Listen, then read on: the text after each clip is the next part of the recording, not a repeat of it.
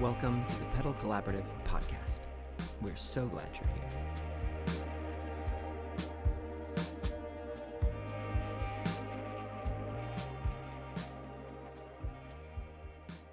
Hey everybody, how's it going? Welcome back to another week of the Pedal Collaborative podcast. I'm here with my co-host Alan. Hey, everybody. And we have a guest this week, Evan Haymond of OC Pedal. How's it going, Evan?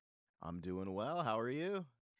Good. I am. I feel like it's been a little bit since we've been chatting about getting you on here. So I'm glad we. I've been anxious. I've been excited. Yeah, glad we lined up the schedules to talk. So yeah, we were talking a little bit before Alan joined us to your first pedal. Got a chance to take through the paces. We'll have a video of that dropping, I think, either before or after this episode. I was Excellent. sort of revealing, Alan, that we have Yeah. we're recording in advance, believe it or not, people. So Well, I like that you said it's either going to drop before or after this episode. it's So going to be like, next week. It's going to be the Monday or the Friday. It's either going to have happened or will happen. Yeah, It exactly. will happen at some point. Yes. Yeah. You'll get to hear and see the pedal that we were talking about. But Evan, really appreciate having you on, man. I wanted to get into a bit. So you have a good background as a player, and now you're a builder. So I wanted you just kind of talk a little bit about, how you started OC Pedal Company. Is it OC Pedal Company or OC Pedals Company? It's a great question. Like on the LLC, it's like OC Pedal Co. and that's it. Okay. But the initial, like the impetus was Orange County Pedal Company, and we would always just go by OC Pedal Co. And so OC Pedal Co. has always just been easier to say. And so that's OC kind Pedal of where Co. we're at. I'm going to say that for the rest of the I'm episode. just lazy and not is mess what it it up. is. That's Yeah. great. No, perfect. Cool. So yeah, so how did you go from, you talk about your background a bit, I guess, Yeah. and then a little bit about getting into building. Yeah, so the background, I feel like it's probably a very similar sort of like origin story for anyone where, 12-ish years old, I went to my parents and was like, hey, I want to, play guitar. And thank God my parents, were very supportive of that, and they're like, okay, cool. And so I got a little guitar for Christmas, one of the Squires, and an amp and all that. They found me a teacher, a really cool guy named Robbie Lochner, who I eventually ended up touring with actually for a number of years Nice. in my 20s. But yeah, so I kind of started doing that, and I would do the garage band thing with friends, and I realized I wanted it to be more than just, a hobby.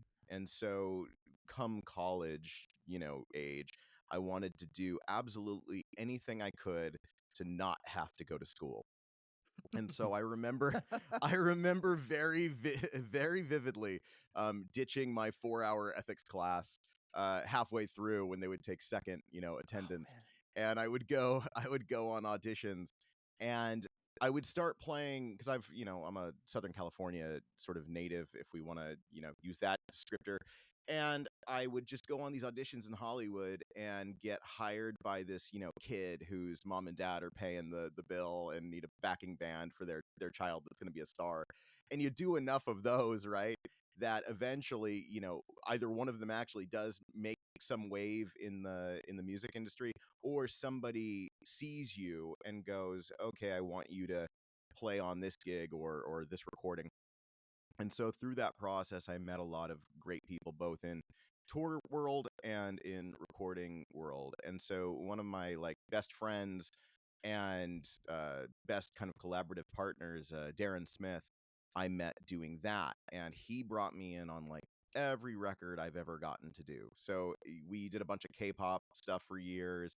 That eventually, that yielded some cool results. We got like a Billboard #1 award and a gold record and all this kind of cool Nice. stuff. Oh, that's very cool. Yeah. Yeah, and so that was fun. It was weird because growing up the time that I've grown up in, I was a little concerned. I'm like, am I never gonna get, to have a song or a record that I played on be on actual disc? That it was kind of, it hurt my heart a bit. And then, thank God, in that part of the world, they are still very much about physical media. And so every single record I would play on would come out on CD, and then there would be a special edition, and then there would be this and that. And so a lot of great experience there, and that eventually transitioned into like film and TV stuff. And so we never did a bunch of like movies or anything. We did a couple little short films, and that was fun. But the bulk of what we ended up doing together, recording wise, was TV. And so the main one that people would probably know and recognize is that American Pickers show on the Oh History yeah. Channel. Yeah. Yeah, and it's the show you turn on when there's nothing else on, and you're sitting there scrolling on your phone, and you're like, what did they find in this guy's garage? Right. But you can't turn And it off. Like as you soon as it's can't on, turn it it's off. going to be on for hours. Exactly, and that has benefited me considerably. So that's nice. We started that, I don't know, like a decade ago, and it's one of those things where, thank God there's a little bit of money in my mailbox every quarter. And so I've been very lucky to have kind of that first life as a musician. But through that, I started, I should also mention, in parallel with all this, I got married, and, I have a kid, and, we were buying a house, doing all that thing, all the things that, adults do or whatever. Right. And then I started coming to the realization that all these adults had been, throwing my way when I was a kid, which was, okay, but what happens when? What happens Mm. when? And I realized I could have, it was kind of a fork in the road type situation. I can either continue on this path and, not be home very much, or have to bail on family vacation at the drop of a hat because, there's this record happening and I don't want to miss it because it could be a good opportunity. Or I could try and find something else to both be home a little bit more and be present a little bit more, but also not have the same, I don't know, pressure attachment that you have when you're doing something so artistically draining as, Mm. Mhm. having to show up at these studios and write songs and have people, not like the song you wrote, and or get fired off a gig, God forbid, for whatever reason. And so this was a very nice, almost therapeutic way of kind of making that transition into, okay, I can sit alone in my garage and I'm home, so if my wife needs me upstairs with the kid, I can go help out and, Yeah. and do what I need to do as a dad, and still be in the music business, but kind of, it's more solitary. It's very like old school tinker guy in the garage, and I love it. So that's kind of how I Nice. wound up where I'm at now. Yeah, no, that's awesome, man. And it's cool too. I appreciate it. I know you sent along a nice little letter about everything with the pedal, which Oh I yeah. never got that before. So any other builder we talked to, step up your game. Evan gave us like I know, right? context. That was really it No, was you really know what? nice. What it really is I just, never shut up about myself. As the people around me know, I love talking about myself because of my massive ego. So Yeah. Well, that's perfect for a guest, so you can I talk more than we suppose do. so. Yes. So getting into you building, so that makes perfect sense to Alan and I can both relate to getting married and making decisions to like stop playing as much and Mm, do things like what we're doing now, which is right. reviewing pedals and talking to pedal builders instead of playing all the time. But so getting into actually pedals. So I know we have played with the Buena Park boost, and then you have another one we'll talk about in a sec. But I Yeah. guess talk a little bit about, so everybody sort of has like their first circuit, their first pedal they put out there, and we were talking before Alan hopped on a little bit about the pedal, which I can give a little bit of my review in this too. But what made you start with a boost, and was it, talk about that because Well, it's just a you. really It's no, I got I got you. No, it's a really, it's kind of lame, but there's a rhyme and reason for it.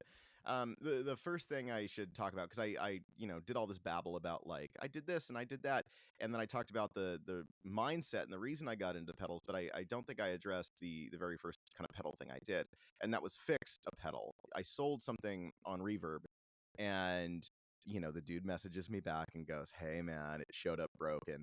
And immediately my heart hurts for two reasons. One, because I'm like, ah, shit, there goes a sale. Number two, I'm sorry to curse. You say whatever you want. Number two, I get kind of not offended, but I get a little bummed out because I'm like, this guy's gonna think I'm a scam artist or something, sending him broken Yeah, I stuff, don't want my reverb to right? take a hit. 100%. I'm like, not, not my feedback, no. Um, I and always think so those guys are the scammers. Like it wasn't broken. They just didn't like it. So then they just threw it on the ground and said it's broken, you know. that was, I always have my suspicions, and this guy, he was very communicative and very forthcoming. He goes, look, I work in shipping. This thing was shipped really well, I know that, but the foot pedal was broken, and something very, very simple, foot pedal. And I go, oh yeah, okay, send it back. I'll give you the refund. I don't want to, I don't want to deal with this. Again, Right. you have a kid in the house. You have all these like real life things going on. I don't want to, have a customer services battle with Reaper. And so he sends it back, and I'm kind of sitting on it, and at that time was when I was going through all the, not crisis that I mentioned earlier, but all the kind of different, things are swirling around differently for me. And so I buy a cheap soldering iron on Amazon, and I go, okay, I'm going to fix this foot pedal. And again, really, really easy. You open it up, you desolder two lugs, and then put the new one in. You're like, oh, it works. But that was enough of a motivating thing for me to go, okay, I'm going to try and build one of these. And so you fast forward to me actually answering your question. With Boost, you you you asked why a boost and kind of why, or how I started getting into that. And the lame answer to that question is I wanted to build in pedal board order. Like if I'm going to start a Mm. company and I want to kind of create, a line, I want to do this line in sort of a pedal board order. And, you had mentioned we'd talk about the next pedal coming up. That is a little bit of a departure from that, but it still kind of follows the trajectory. So I was like, okay, a boost is going to be good, because this is a little bit more than a boost, as we were talking about before we started. It's Yeah. it's a boost, yes, and it functions in the way that you need it to, but it also adds harmonic content, and it's almost like a buffer even when it's in its lowest setting. The pedal I can compare it to that's already known and out on the market is the JHS Prestige, and that's Mm. kind of how they build it. And mine sounds different. Mine's a little bit brighter, and it does this and that, but very, very similar functionally, in terms of kind of like the buffer thing when it's in its lowest setting. And then as you start to crank it up, you can really slam the front end of an amp. So yeah. Yeah, no, okay, no. I firstly, I don't know if you know this, but we actually started the podcast with a signal chain series. So our Oh, first nice. like 9 episodes were like going through like the traditional, like we start with like our compressor, then we move to like our gain section, then we move to Gotcha. modulation, time based, etc. That's So I great. love that as a reason. And yeah, I Yeah. can totally second everything you said. I was impressed with two things. One, the like buffer quality. This is such a thing, and actually Alan will laugh at this because I sometimes am skeptical of this, but having played with your pedal, I can confirm this. It is like a tone sweetener when it's in your signal chain. It does that Mhm. little thing, kind Mhm. of like the 29 pedals Una as well. Right. Um, which is a No. thing that I don't believe is a real thing, but I do. It's like, yeah, it makes your tone sweeter. It's like, okay. Sure. Sure it But does. I did, Sure it yeah, does. I did like with the Buena Park. It's a little bit of, as you press it, and you said talking about slamming amp. It's a little bit of a drive with that JFET circuit there. Yeah. Um, which I really always enjoy, because for me, like a totally clean boost is kind of like, what am I Mm. really gonna use Yeah. Right. What this? am I My going to amp do is with this? yeah, my amp is always on the edge of breakup as like a default mode. So having Yes. something that I can slam with a little bit of sparkle, I really dig what I was getting out of it so far. So Good. Yeah. Thank you. yeah, so that's cool. That makes sense. I love also now knowing you have another pedal coming. So La Habra, you're really into your California naming Oh conventions, God. which is Yeah. It's getting fun. crazy. It's getting out of hand. So talk a little bit about that guy. What's going on with the next one here? I know it's on pre-order right now, correct? It's on pre-order right now, and if I'll speak to that before I dive into the pedal itself. Pre-order is something that we're seeing more and more in the industry, among some of these, more what's the word people use? Not ma and pa, but small businesses. Boutique. That's a boutique or small business. All these kind of companies seem to be offering pre-order, and like any good new up and coming brand, I stole the idea from others. I I love the idea of a pre-order, because it's like the ultimate way for a client base or a fan base, if we even want to, take it further. And we see with some of these companies, there is a real like, lather that people, get for them. I love the idea of a pre-order because it's the ultimate way to support the brand that you're into. People don't realize it, but it costs a lot of money to make these things and Yeah. to have Yeah, a website that's functional, and to, employ people, which I'm not doing yet. All these, things behind the scenes that we, as consumers, kind of take for granted. And so a pre-order is a great way to, see what they're offering. If you're that into it, get your money in, and that money goes to basically fund and make sure that these things are brought to market. I mean, they're going to be anyway, but it's the ultimate kind of support system. It's, it's Kickstarter without the third party, you know what I Right. mean? Yeah, And yeah. so I first wanted to basically say a big shout out for anyone that's pre-ordered or is thinking about pre-ordering or will be pre-ordering. It's hugely helpful, and it's, it makes my heart sing every time I get that little notification in my email. Uh, the pedal itself is a distortion pedal. I Hmm. wanted I wanted an overdrive pedal, again, pedal board order, and let's, Yeah. boost, overdrive, distortion, all these kinds of things. But as I started messing with the circuit that I was playing around with at the time, and I'll talk to that or talk about that in a minute, uh, the the thing I kept coming back to was, I'm like, this sounds really good in one particular setting. Hmm. And, of course, that's, cranked to 10, it's dimed. And you go, okay, well, this is, what it has to be. And so that's all to say there's no gain knob. You don't have a choice in terms of how much gain you introduce. There's a toggle. I still wanted to be, somewhat of a human being and give you, I didn't want to be a complete monster. So you can kind of toggle and change the gain structure, but the gain level is fixed. You get a tone knob because, again, I'm not a complete monster, and then the volume knob because we need that to set, whatever gain level is required. If we're using a clean pedal platform or an already overdriven amp, this thing should work for you. The kind of final way I would describe it is it's almost like fuzz for people that don't like fuzz. What I Oh, mean that's by that. me. That's me. Okay. Yeah, and I'm very similar. Like I love fuzz in certain contexts, and I can appreciate it, of course. But I've always found fuzz is hard to incorporate in like a live setting, for instance. So if I'm going from my kind of bass sound, my clean sound, which is still distorted, it's still sparkly, and I kick a fuzz in, there's something that happens where it almost feels like a complete scene change. It's Yeah. like I'm not existing in the same realm anymore. Now, from a technical standpoint, I think that has everything to do with how much kind of compression and just how annihilated the signal is because of all the, the fuzz and the gain staging it goes through. And so this thing is really, really hot, really heavy, but it still feels somewhat natural. And so that's what I really love about it. On the site, I said it's, kind of 80s and 90s rock tones, and that's what it really feels like to me. There's like this kind of subtle mid scoop thing going on. It's, sizzly bright when you turn that tone knob all the way up. It's dark as can be when you turn it left. It's a really, really cool pedal. Obviously, I'm biased. I build it, but I've been using it a lot, as I do whenever I, build something new. Yeah. And it's really working for that type of stuff. As far as where the circuit came from, that was all very kind of organic in its evolution. Jeff Schroeder, people know him from Smashing Pumpkins. He was in Pumpkins for a billion years. But more than just that gig, the guy's a brilliant musician and artist, and I'm very lucky to now be able to call him a friend.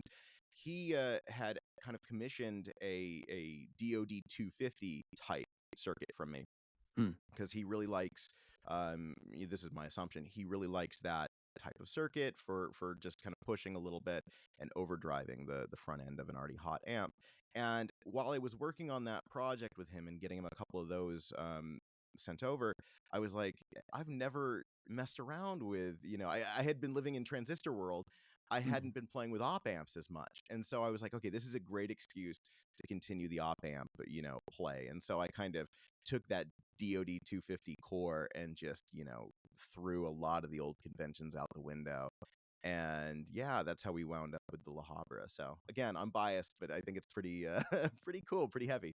No, it looks really cool. And when I first saw it, and I saw, Paul and I were talking about it, and I saw the gain toggle, I was like, oh, that's ballsy. I Yeah. like it. I like it because, I mean, you're right. You're, as I'm assuming, like, as you're designing a circuit, you can find that sweet spot. Yeah. But then you start thinking to yourself, like, well, I don't want to pigeonhole the consumer into only being able to use this. Well, why not? Why not? Why not say, hey, it's going to sound the best here? It's kind of like what Bill Finnegan does with the Klon, right? Or like the Mhm. KTR. It's like, here's a switch. Don't ever use it, but it's there, right? Right. So No, that's can you tell me about like those two settings on the gain structure so that yeah. would you kind of Well, explain that? first of all, thank you for all that. You've articulated it in a way that I don't think I could have, and I built the damn thing. But I really love that because, well, we're there's so many different points I could go off on before I actually answer the question. Um, I love the idea of, it was scary. Yeah. Saying like, okay, I'm not going to put a gain knob, but you're right. It's like we all have these pedals and we dial them in certain ways, and we find that we continuously dial them in this way or that way, and no matter our best efforts, we can't change what we like, and Right. so as I was playing with the circuit, that's what I really really liked. And going back to the kind of traditional DoD 250 thing, um, the heart of it is an op amp, very similar to how that circuit works. And Yngwie, Malmsteen, who used the DoD 250 to great effect. If I'm not mistaken, he would always crank the gain to 10. And so internally, circuit wise, that's essentially where it's sitting. It's, Mhm. I stole the idea from him in that it sounds best there, it sounds tightest there. And so we're going to lock it there, leave it there, and force you to kind of play it there. To actually answer your question, the gain toggle, it's changing the clipping. And so Okay. when it's, and I'm probably going to mess this up now just off the top of my head, when it's out, so when it's facing, when the toggle's facing away from the pedal, you're getting this really, really gnarly hard clipping from LED lights, basically. So Got if it. you were to open the back of your pedal while you're playing it, you would see these orange LEDs lighting up as you're playing. It looks pretty, it looks pretty badass actually. Nice. And then when you move the toggle, it disengages the orange LEDs and it engages simply op amp clipping. So that's just you annihilating the op amp, Got it. which sounds, it sounds a little darker. It's less compressed. So Well, it's and that's weird that because like it's like, fuzzy area too. Yeah. yes. Yeah, it's weird because it's like it's more open, less compressed, but still really heavy. It's such a strange beast, but once you play it, you kind of realize you're like, okay, it's limited in feature set. If I were to go shopping on Sweetwater and I'm looking for features, this is not, my pedal. But this, it really is effective. And that idea of not having a ton of features is something that I love. And as a player, I really appreciate it. A great example of this is Divided by 13, the amp Hmm. company. Hmm. I had been playing Divided by 13s on tour for a long time. When I was touring for Jack Russell and his version of Great White, the 80s band. And, I got hired for that gig, and it was one of those things where I had 3 days notice. I needed to get a bunch of amps to Detroit in like, in a day, essentially. And so I run over there. His shop was in Newport Beach. I think they've since sold to Two Rock, but his shop when he owned it was in Newport Beach. And I just, me and my, now wife, girlfriend at the time, we ran down there and we go, okay, I got to get these amps to Detroit or whatever. How do we do that? I've always been in a van, touring Right. around with, some combo amp or something, or there's been something provided, and Right. so how do I do this? And he goes, oh, don't worry about it. I'll ship everything out for you. So he was a really, really cool dude, a great supporter, and a big advocate for simplicity. And so the particular amp that I used was the JRT 915, 9 and 15 being the different wattages that you could switch Hmm. between. Um, this thing had 4 knobs. That was it. It had 4 potentiometers. 2 of them were volume knobs to blend different kind of preamp tubes, and then the other 2 were like kind of tone shaping knobs. That's it. And so it's such a far cry from what we have today. I'm not knocking anybody or anything, but I love using the Rev heads as an example. These things are amazing. They have all these channels, they have all these buttons where you can just dial in your sound. I I'm not that good of a guitar player. You know what I mean? Like I'm okay, but like you give me more than 4 knobs, I start, having a panic attack. And so the idea of 4 knobs to shape your tone, and that's what you're left with, that's your choice. It allowed me to skip all the technical stuff and just dial in a sound that I could work with and play. And Yeah. so from a company perspective, I kind of stole that from Fred over at Divided by 13. Here's something simple. Buy it or don't. It's up to you. But the one thing I can promise you, besides the fact that it'll, stand up to a beating and it'll sound good, is that it won't get in the way of you doing what we're all there to do, which is play. Yeah. And so, yeah. No, which is fantastic because I think how many times do we get lost in creativity? And by that, I mean lost in knob fiddling Yo, and trying to find the exact sweet spot, you know? Paul and I are working on a bunch of different videos right now, and one of them is involving a pedal from a company that was has a year involved with the name of the company, mhm, from the early 80s. And okay, it's like the tone knob I put in one spot, and I've messed around with it trying to just so I can hear the differences, but yeah, it's the cut knob. I have it all the way off. That's it. right, I don't want it anywhere else. I don't like Yeah, it which anywhere else. which when you just yeah, sent me that recent video you made, I was like, oh, it kind of sounds better this way. I mess around with mine all the time. I kind of want Yeah, to just yeah, take that take but that but off. we get lost in the in all of the options. We get lost in all of it, and some of it's great. To throw a shout out to another California company, Maris, and yeah, the brains that are inside of their big boxes. Yeah, you can get lost in that forever. yeah, Totally different way of doing it, and it's a totally different pedal than a boost or distortion or overdrive or the things that you're bringing to market. And yeah, so I love the simplicity of it. And looking at the graphics, if we're going to switch over to aesthetics. mhm, The graphics from the Buena Park and the La Habra they're just gorgeous. thank you. They're simple. Uh, they to me, Paul and I haven't talked about this, but to me, they don't look copied. It's not like, oh, it's just some other dude doing his own pedal thing. Like, no, they look original. It's a very, very good point. That's a Yeah, very good point because a yeah, lot of brands, I feel like there's like basically the people who copy JHS and the people who copy Chase Bliss. And Right, that's like the two types of yeah, aesthetics you get out of new pedals. yeah, right. So kudos on making something that does not look like either of those and yep, has its kind Well, of own distinct little flair. thank you, thank you. No, I mean, it's hard, right? Because, first you're trying to come up with an original circuit that's not so original that people like be like, I can't incorporate this, because we're all after a vintage tone, right? And so we need to get that. It needs to be presented in a newish way, but it can't stray too far. Um, as far as aesthetics go, once you've finished the circuit and it comes time to deal with all that, it's a very similar game. It's like you don't want to stray too far. You don't want to make it look like something, that nobody's ever seen. But at the same time, you're right. You don't want to copy. For me, my big two are Earthquaker and JHS. I love the way both of those companies are run. I love the aesthetics. I love the offerings. And I wanted to be very careful to pay homage, not homage, but like take the best from each and have it kind of congeal into whatever it is that I'm doing. And so I wanted a little bit of a simple aesthetic in the same way that JHS, the Emperor, which will always be my go-to JHS pedal. mm, It's like you got the penguin, it's just the yeah, penguin. yeah, And I'm not hardcore enough to just give you a logo.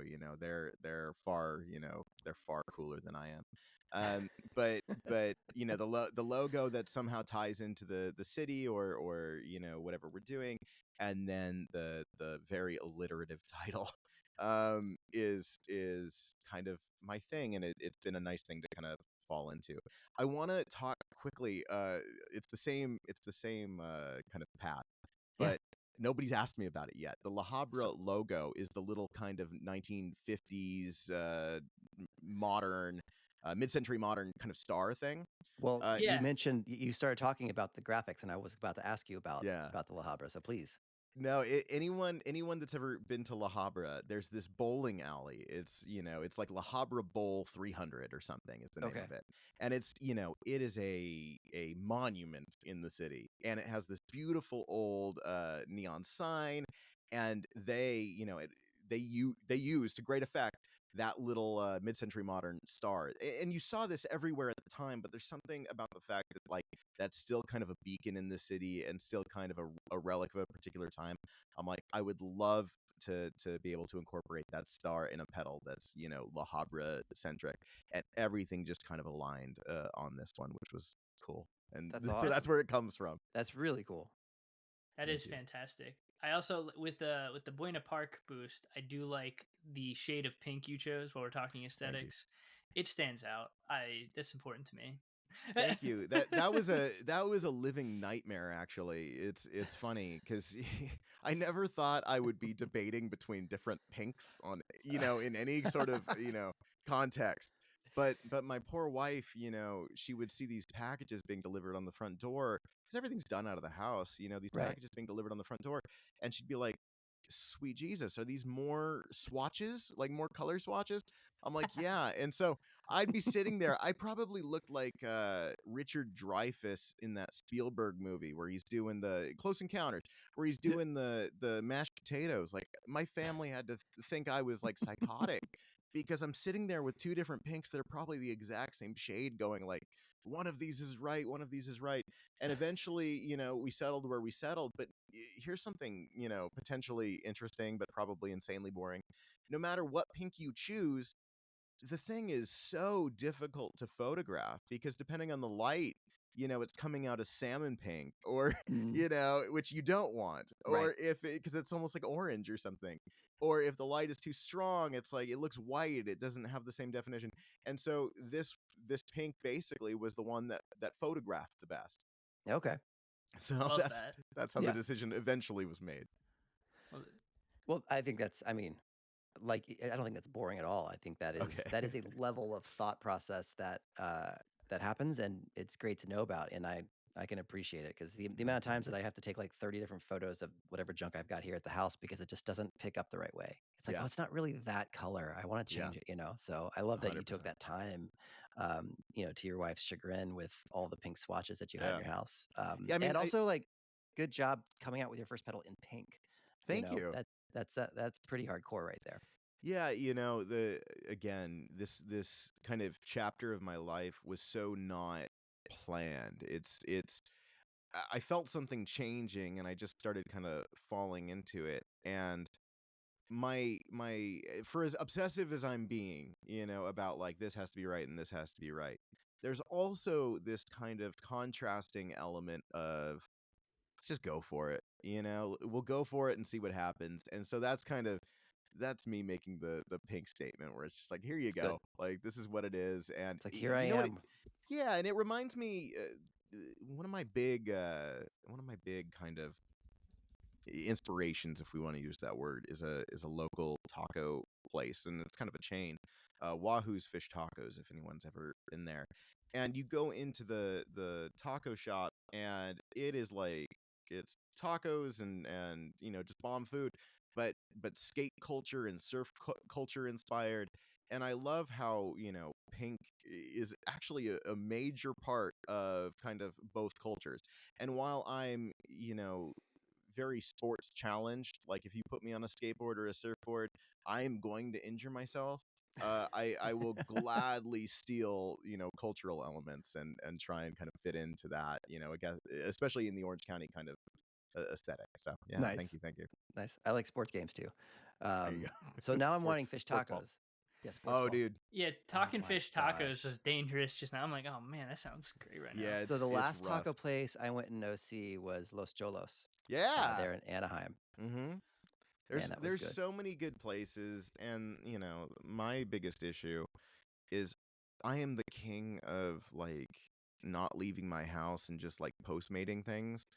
And so there was a period there, like after the holidays, where I was just there were burritos on the doorstep for every meal. You would open it up and you'd go, God, here we go. That's been the hardest habit to break. And so, as I got your mouths watering with taco talk, now I'm like Oh trying to man. resist the urge to spend copious amounts of money on, something being delivered in the next 20 minutes. See, I'm jealous because where I live, Paul can attest. I'm kind of like in the sticks. Okay. And so we don't have very Yeah, I many have a lot more. I options. have a lot more taco access than you do. I Yeah. actually had Gotcha. tacos for lunch today, so I'm good on my Yeah. taco. But also, I could eat tacos like for every meal with different Oh yeah, protein in it, so I'd be fine with that. that's right. So It's the gift that keeps on giving. Yeah. yeah, all of this Southern California stuff makes me want to be there having street tacos though, and not in Pennsylvania where Alan and I are both located right now. Yeah, So. that's the thing, right? Is California, especially recently, has gotten a bad rap for like it's expensive and it's this and it's that. I couldn't live always anywhere on fire. else. It's always on fire, dude. No joke. My poor kid. We were watching LA get decimated, and we're far enough away, but obviously we have so many friends and people that we work with that were seriously affected. We on occasion will get fires where we live. We kind of live in the hills here in Orange County. And my poor kid, he saw it coming over the hill one time, and again, we're far enough away that we know we're not going to have to evacuate. We know we're not going to have to do this or that, but it's a trip to kind of see that. So yeah, if there's one thing I hate, it's that. But I suppose there's something no matter where you live, right? There's tornadoes, or there's this, or there's that, there's fires, earthquakes in our case as well. But what you really get, the positive, the silver lining is the food, man. It's Yeah. we're rocking over here. I mean, I will say we don't really have any natural disasters where Are you we good live. over there? Nice. We're good. What'd you say, I mean, Pennsylvania? yeah, we're kind Yeah. of like central Pennsylvania, Well, and like kind of by Philly-ish. you do have one natural disaster that is that Hershey theme park. So That's yeah. it's a form of Oh, natural disaster. I didn't expect that. That was good. That was Good. sharp. I should George Costanza it out of here right now. That's the funniest it's gonna get. I was going to ask a question, and now I'm stuck on Hershey Parks, and I forget what I was going to say. Well, getting back to pedals, I want to get into our section of the podcast whenever we have guests, where Alan gets to ask 3 questions that we didn't prep you for, Evan. Oh heck So yeah! they're all music related, so it should be easy Great. because it seems like we're in fellow traveler space here. Yeah. So Alan, you wanna cue these up? I am looking for them right now, Paul. They're on the document I sent you beforehand. So That's It's fine. all I found it's all it. I found it. politics related. No. yeah. How do you feel about tariffs? No, It's like, No. oh god, Who did Here you we vote go. for? Yeah, right. No. and no, why? Yeah, and why? Please give me your dissertation on. Yeah, no, I'm right there with you. No, so we've got some quick fire questions that we do. They're pretty much all pedal related, so no worries there. So Perfect. all right. So first question is, what was your first pedal? Ooh, good question. It was. I am not going to remember the model, but it was a multi-effects unit. It was a Zoom board. I can't Nice. for the life of me, I can't remember, was that the brand or the name of the unit. Zoom would have been the brand, yeah. It would have been the brand. So it had these 3 little foot pedals on it, and what acted as a volume knob or wah, Yeah, depending on yeah. whatever.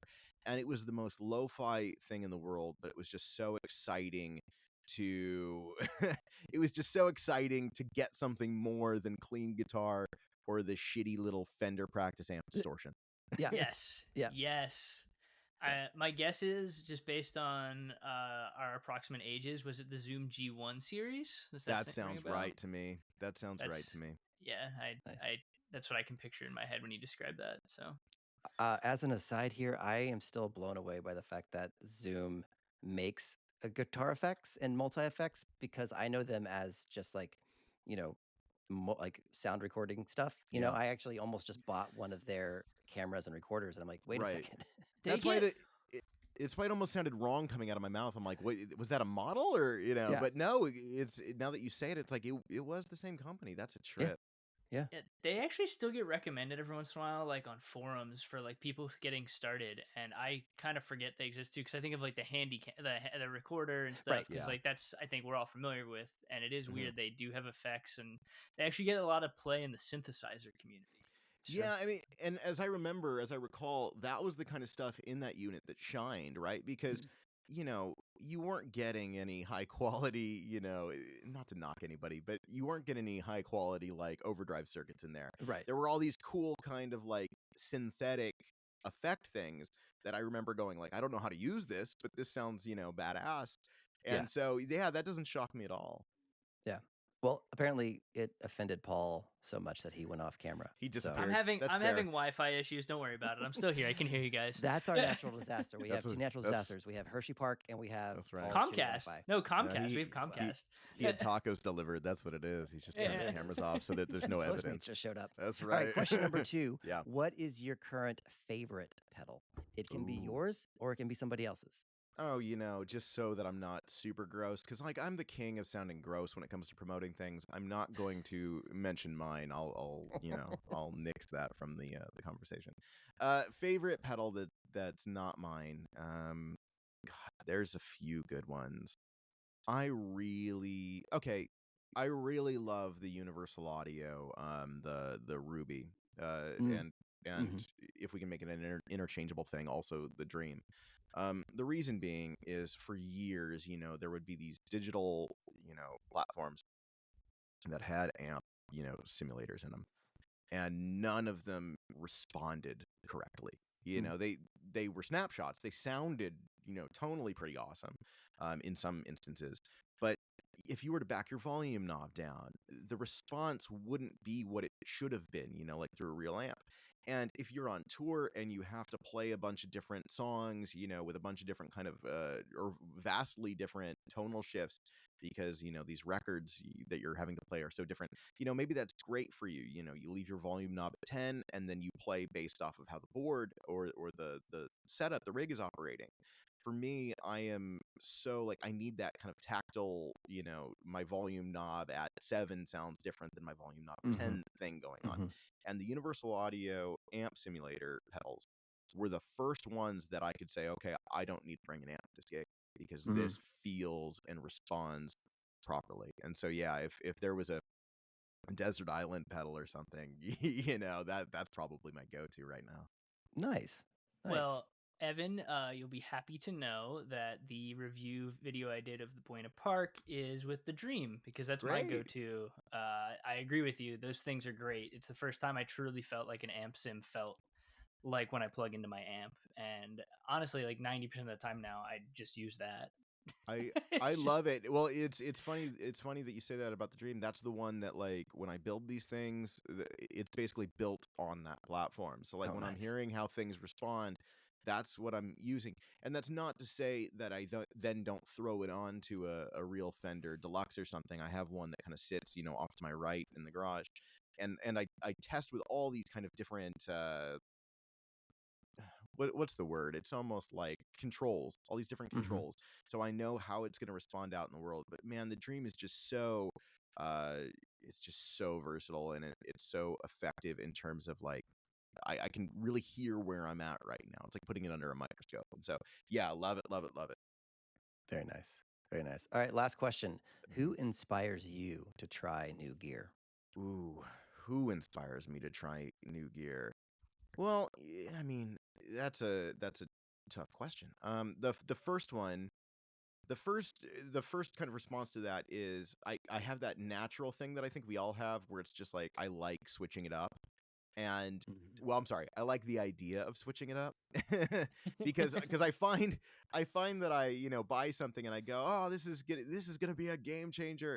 And then you're like, I just incorporated it in a way that I would have Th- used this other pedal for. A great example is the yeah. like the HX Stomp. I bought one of those, and there was a week where I was kind of going through a crisis because I'm like, do I not use?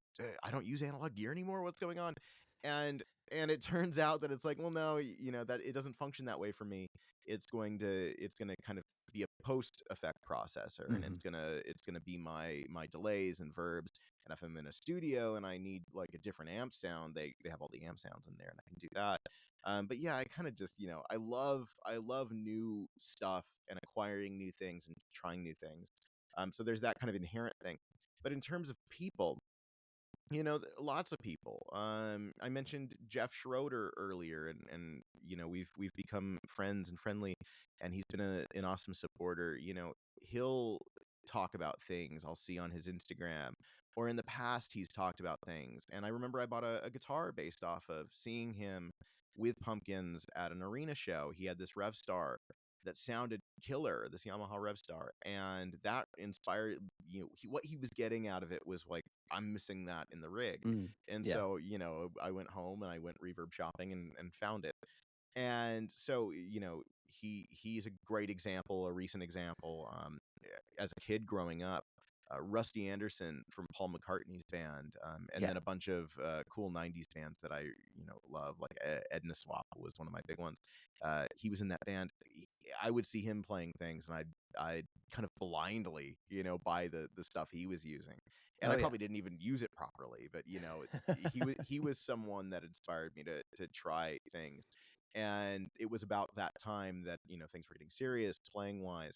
And, thank God for him, and for, I'm sure, all the other musical influences, because that they really kind of pointed me in the direction of like, oh, this person uses this for this, and this person uses that for that. And it kind of, in the same way that your playing style is kind of a stew of all of your influences, my tonal life has been shaped by all those kind of formative people as well. And then, like, newer people I'll see on Instagram. So yeah. Totally. Yeah, yeah, That's yeah. awesome. Those are great answers. Thank you. Thank you. Thank you. Paul, you still with us? I am still with you, yes. And Did your burritos come? That's right. yes, they did. That's what I was doing. No, so I was gonna say, Evan, thank you so much. That was actually, also to that last question, probably the most concise actually and thorough answer anyone's had to who inspires them. I feel like Yep. whenever Oh, we good. throw that one to people, it's like it is like the curveball question of like, wait, let me think about that. And also in the era of social media influencing, it's like, am I being influenced or am I being marketed to? And No, which one is the 100%, 100%.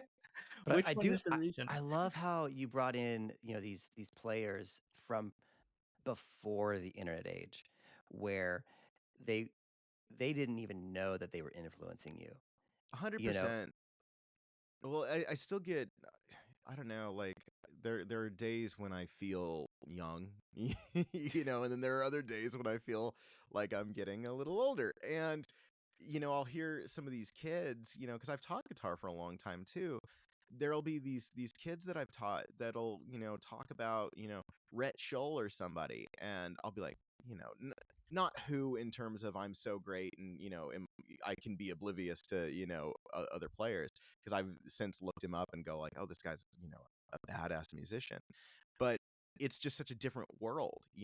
People can get traction on the internet in a way that just didn't exist when I was younger. And so all of my influences were like, I got this record from my friend, who probably downloaded it illegally on like LimeWire or something. And Better days, man. Better or days, the honestly. Pirate Bay or whatever. Oh, yeah. And you fall in love with this album, and then you start, Google searching like who played on this, or better yet, looking through the liner notes of who played on this. And I don't know, it to me it felt very different. It felt very analog. And that's still kind of the world I'm I'm living in. I'm learning though. That's the thing that running a pedal company has taught me, is that like, oh, this is a very, very different world now, and I need to It get on is, and board I or I get out. imagine it's tricky. It's probably tricky for you and, for others, small, startup, pedal companies on Yeah. how do you do it, because you may have people emailing you all the time and trying to tout their influence on the market, Yeah, Um, it's a weird thing, for sure. I'll have these people that will reach out, and first of all, I'm not knocking anybody or whatever. Send me a message, whatever you want to talk about, as long as it's not psychotic. Um, I get the message of, oh, are you hiring interns a lot? mm, To that the answer is no, not at the moment. Thank you. Reach out in the future. I'll get people going like, hey, I have X amount of followers. If you send me a pedal, this and that. And I'm not above that, certainly. You know what I mean? But it's like, whoa, okay. A lot of people want free shit. yeah, So it is a weird world to navigate. It's made more difficult by the fact that I remember when social media was first a thing, your reach seemed to be a lot farther. And mm, now it's like Meta, for example, has gotten very, very conscientious of like, oh, there's money to be made here. yeah, And if you're not advertising, especially as a business, the algorithm does nothing for you. mm, So it's interesting. And again, especially in a world where brick and mortar isn't what it used to be, and the internet is harder to navigate than it used to be. it's kind of like, oh God, the biggest challenge is getting eyes on this. Yeah. You know, because I whenever a pedal is in someone's hands, whenever people are using it, whenever people are seeing it, I've had great response, great feedback. But the real big challenge is, how do people see this? Yeah. Well, I hope the 60 people that are going to listen to our podcast, they'll all check it out. But no, more. um, I love it. Every single one of you, I love it. Absolutely. I'm excited to see the full video that Paul's got in the works on Me the too. Buena Park boost. Did I say that right? Because That's it. That's it. Yeah, Okay, that's 'cause correct. I said somebody, I keep saying Buena Vista by accident just yeah, because that's what keeps happening See, to me. I think I said it the other day. I'm jealous of that. That I should have come up with that idea. That's good. But yeah, Buena Park. maybe we can talk later about doing like a pedal collaborative, uh, limited edition and call it the Buena Vista. There you go. There you go. And it can be one of those alternative pinks that's Yes. just slightly different. Yeah. Or it could be the same pink and we just say it's like a limited pink. That's right. No one Oh will my know. gosh.